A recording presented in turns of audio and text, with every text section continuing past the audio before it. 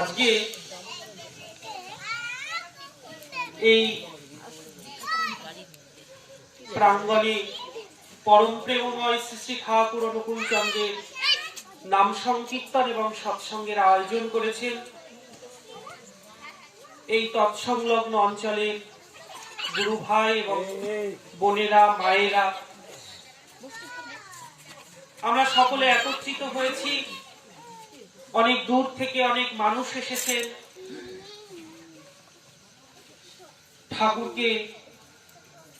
ঠাকুরের যে সৎসঙ্গ তাতে যোগদান করে নিজেকে ধন্য করবার জন্য।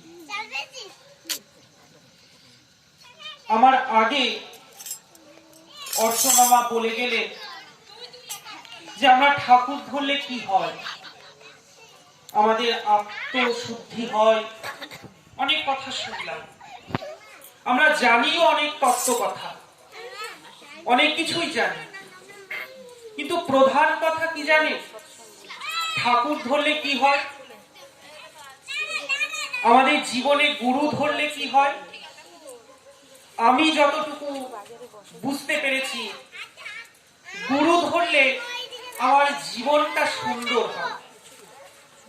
কেমন করে?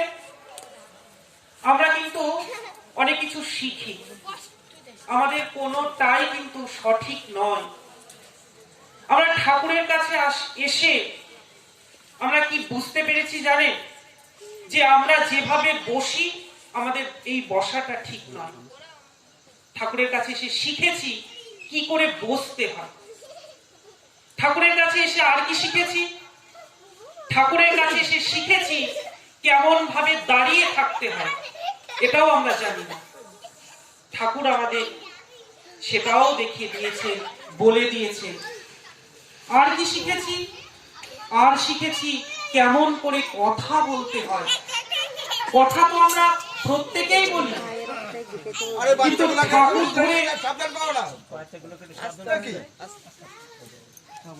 ঠাকুর ধরে কি হয় জানে? আমরা কথা বলতে শিখি। এই যে ছোট ছোট বাচ্চারা রয়েছে, তারা কথা বলছে, এরা এই কথাগুলো শিখেছে, বড়দের কাছ থেকে দেখেছে কেমন করে কথা বলতে হয়, কাকে কিভাবে ডাকতে হয়। আমরা ঠাকুর ধরেছি কেমন করে চলতে হয়, কেমন করে কথা বলতে হয়, কেমন করে বসতে হয়, এগুলো আমরা ঠাকুর ধরে শিখেছি। আর ঠাকুর ধরে কি শিখেছি? ঠাকুর ধরে শিখেছি বয়স্ক গুরুজন ব্যক্তি, তাদের সঙ্গে কি করে আলাপচারিতা করতে হয়। আমাদের জীবনটা নদীর মতো সব সময় বয়ে চলেছে। জানি না কোথায় কার সঙ্গে গিয়ে একটা ছেদ খাবে, একটা ধাক্কা খাবো, আমরা কিন্তু কেউ জানি না। নদীর স্রোতের সঙ্গে ভেসে যাচ্ছি। ওই যে আমরা পড়েছি না, মধুকবি বলছেন যে চিরস্থির কবে নীর হাইরে জীবন নদে, জন্মিলে মরিতে হবে অমরকে কোথা কবে। আমাদের জন্ম হয়েছে, আমাদের মৃত্যু হবে। আমরা কেউ স্থির নয়, আমরা প্রত্যেকে এগুলো জানি। আমরা বুঝতে পারি যে আমাদের এই করাটা ঠিক নয়, তাহলেও আমরা কেন পারছি না? কি এমন বাধা দিচ্ছে আমাদের জীবনকে? আমরা এই যে মানুষগুলো এখানে এসেছে, আমরা এখানে দেখতে পাচ্ছি যে 4টে প্রতিকৃতি বসানো রয়েছে। সবার মাঝে যিনি রয়েছেন তিনি হলেন আমাদের জীবনের পরম উদ্ধাতা শ্রী শ্রী ঠাকুর অনুকূল চন্দ্র।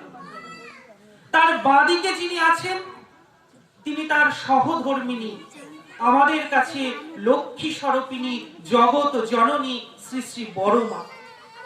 তার ডান পাশে যিনি রয়েছেন তিনি হলেন আমাদের পরম আরাধ্য, পরম পূজ্যপাদ শ্রী শ্রী বরদা, শ্রী শ্রী ঠাকুরের জ্যেষ্ঠ আত্মজ সন্তান। আর তার নিচে যার প্রতিকৃতি দেখছি তিনি হলেন আমাদের সৎসঙ্গ জগতের বর্তমান আচার্যদেব। তিনি যা বলেন আমরা তেমন করে চলি। তাহলে এই ছবিগুলো, এই প্রতিকৃতিগুলো বসানো শুধু কি প্রতিকৃতি বসানো? এর মধ্যে কি তিনি আছেন? যদি থাকেন, আমরা আমাদের নীরবতা, আমাদের শ্রদ্ধা, আমাদের ভালোবাসা তার উপর সমর্পণ করে আমরা এখানে বসে তার নাম সংকীর্তন করছি। আমরা বিশ্বাস করি তিনি আছেন। ভগবান শ্রীকৃষ্ণ বলছেন না যে আমি কোথায় থাকি? তিনি বলছেন যে আমি কোথাও থাকি না, সেই বৈকুণ্ঠেও থাকি না, আমি সেই যোগীদের হৃদয়েও থাকি না। মদ ভক্তা যত্র গায়ন্তি তত্র তিষ্ঠামি নারদ। আমার ভক্তগণ যেখানে আমার নাম সংকীর্তন, আমার গুণগান করে, আমি সেখানে থাকি। তাহলে আমাদের দৃঢ় বিশ্বাস যে এতক্ষণ তার নাম সংকীর্তন হলো, তাহলে তিনি আছেন এখানে। তার প্রমাণ সৎসঙ্গ জগতে অজস্র রয়েছে যে ঠাকুর সৎসঙ্গে আসেন কি আসেন না। অনেক ঘটনা আমরা জানি। ঠাকুরকে যারা গ্রহণ করেছি, হয়তো আমরা ভাবি যে আমাদের জীবনে তো গুরু ধরেছি, কিন্তু গুরু কাজ কি? গুরু হচ্ছে জীবনের আলোর দিকে নিয়ে যাবে হাত ধরে। সেই হাত ধরে আমার জীবনের দিকে নিয়ে যাবেন, আলোর দিকে নিয়ে যাবেন। তাই আমরা তার কাছে আসি। আজকে এই সৎসঙ্গে যদি দেখি, এখানে কেমন বয়সী ছেলে মেয়ে আছে। এক হচ্ছে খুব প্রবীণ মানুষ, আর রয়েছে ছোট ছোট বাচ্চা। কিন্তু আপনি বলুন তো, এখানে যদি মাথা গোনা যায়, এখানে 20 থেকে 30-এর মধ্যে কজন ছেলে মেয়েকে পাওয়া যাবে? নেই, আমি ব্যতীত। কেন নেই? আপনারা তো এসেছেন, এই ছোট ছোট ছেলে মেয়েগুলো এসেছে। কেন এসেছে? কারণ আপনি এদেরকে পরিচালনা করেন, আপনার কথা এরা শোনে, তাই আপনি নিয়ে আসতে পেরেছেন। কিন্তু যখন এদের বয়স 15 ঊর্ধ্ব, আপনার বশবর্তী কিন্তু সে শুনবে না। তাহলে আপনি কি বিশ্বাস করেন আপনার পরিবারের মানুষ আপনার কথা শুনে চলে, আপনাকে ভালোবাসে? আপনি তাদের প্রতি সময় ব্যয় করছেন, তাই সেই কিছুক্ষণের জন্য আপনার কথাটার প্রাধান্য তারা দিচ্ছে। আপনি পারবেন না নিয়ে আসতে। কেন পারবেন না? তাদের মনের মধ্যে একটা ধারণা যে ধর্ম মানে একটা কাঠামো তারা তৈরি করে ফেলেছে। সেই তৈরি তারা করেনি। আমাদের মতো মানুষগুলো আমরা ধর্মটাকে এমন ভাবে ব্যক্ত করেছি, একটা পরিকাঠামো তৈরি করে ফেলেছি যে ধর্ম জগৎটা এই কি না, সেখানে গেলে কিছু গান কীর্তন হয়, একটা হারমোনিয়াম, একটা খোল, কতগুলো খঞ্জনি, আর বয়স্ক কতগুলো মাথা, তারা মিলে হরিনাম করে। তাহলে আমরা তাদের কাছে উপস্থাপন করতে পারছি না যে ধর্মটা কি। ঠাকুর অনুকূল চন্দ্র বললেন যে বাঁচতে নরের যা যা লাগে তাই নিয়েই তো ধর্ম জাগে। ধর্ম তো অন্য কিছু নয়। আমার জীবনে যা যা প্রয়োজন, আমি যে এখানে এসেছি, আমার আসতে গেলে একটা গাড়িতে চড়তে হয়েছে।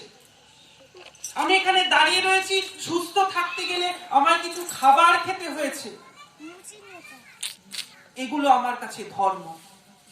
আমরা ধর্মের ব্যাখ্যাটাকে ভুলভাবে পরিবেশন করেছি। ধর্ম এটা। ঠাকুর বললেন তোমার জীবনে যা যা প্রয়োজন সেটাই তোমার কাছে ধর্ম। আমার শরীর খারাপ হয়েছে, আমাকে ওষুধ খেতে হবে, এটা আমার ধর্ম।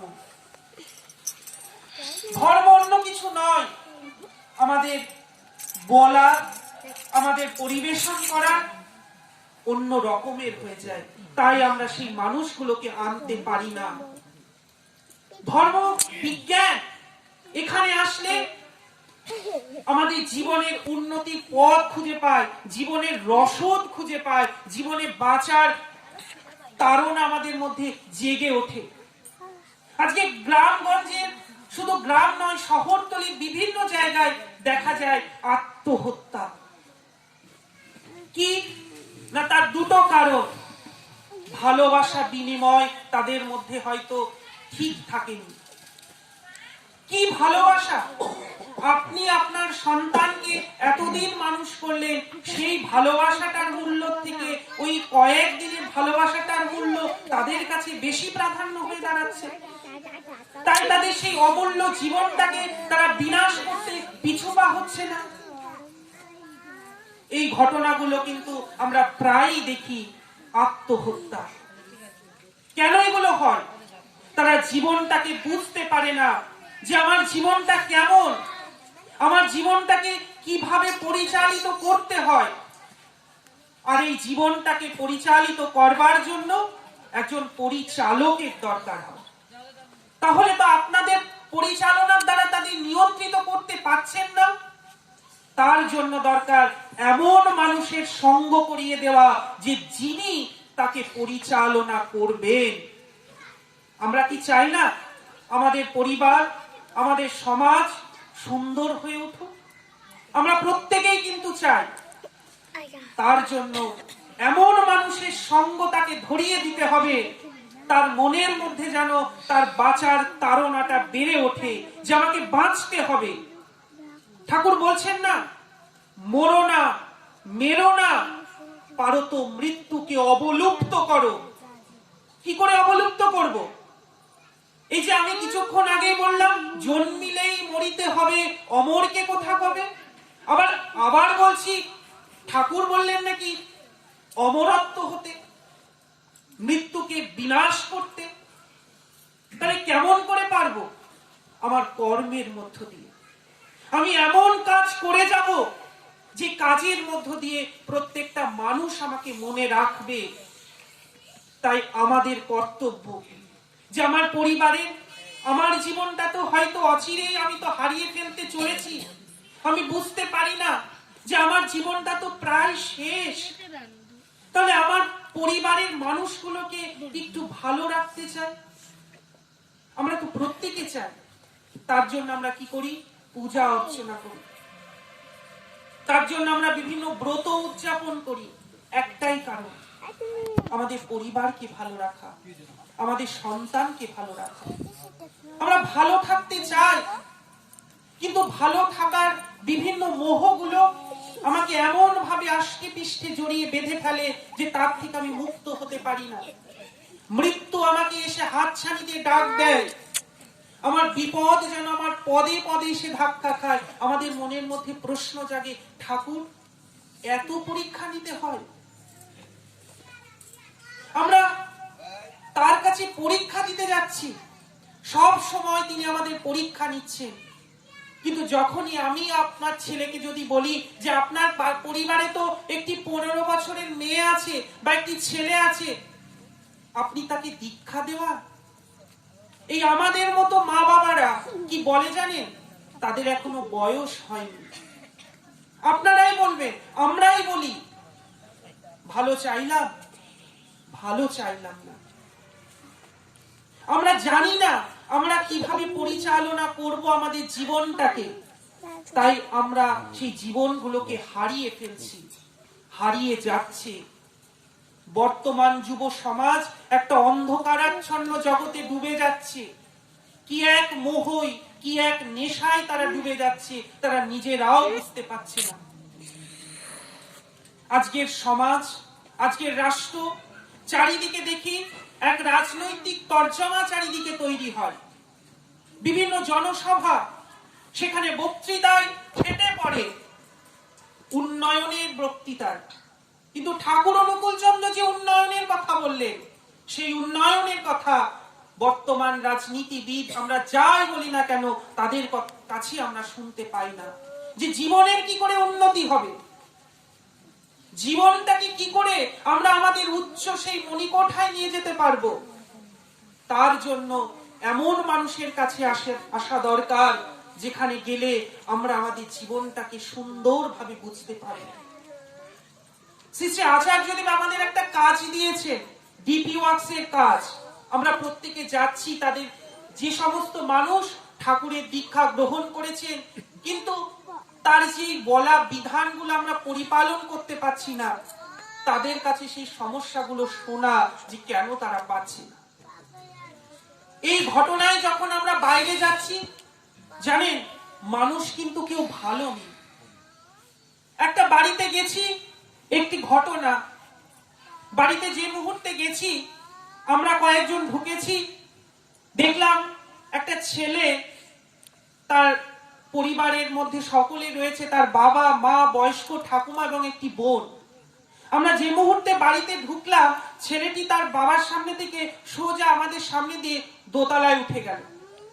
তো আমরা জয়গুরু দিয়ে ভিতরে ঢুকলাম, সেই বাড়ির মা যিনি বাবা রয়েছেন তার সঙ্গে কথা বলছি। মেয়েটি, সেই বাচ্চা মেয়েটি দৌড়ে উপরে চলে গেল। তা সে ফিরে আসলো, ফিরে এসে তার ঠাকুমার কানে কি যেন একটা আস্তে আস্তে বলতে গেল। আমরা কথা বলছি, ঠাকুরের কথা বলছি, তারা একটু সরিয়ে দিল বাচ্চাটাকে, যে বাচ্চার কথা একটু সরিয়ে দিল, কথাটাকে ঠিক শুনতে চাইল না, তার মায়ের কাছে বলতে গেল।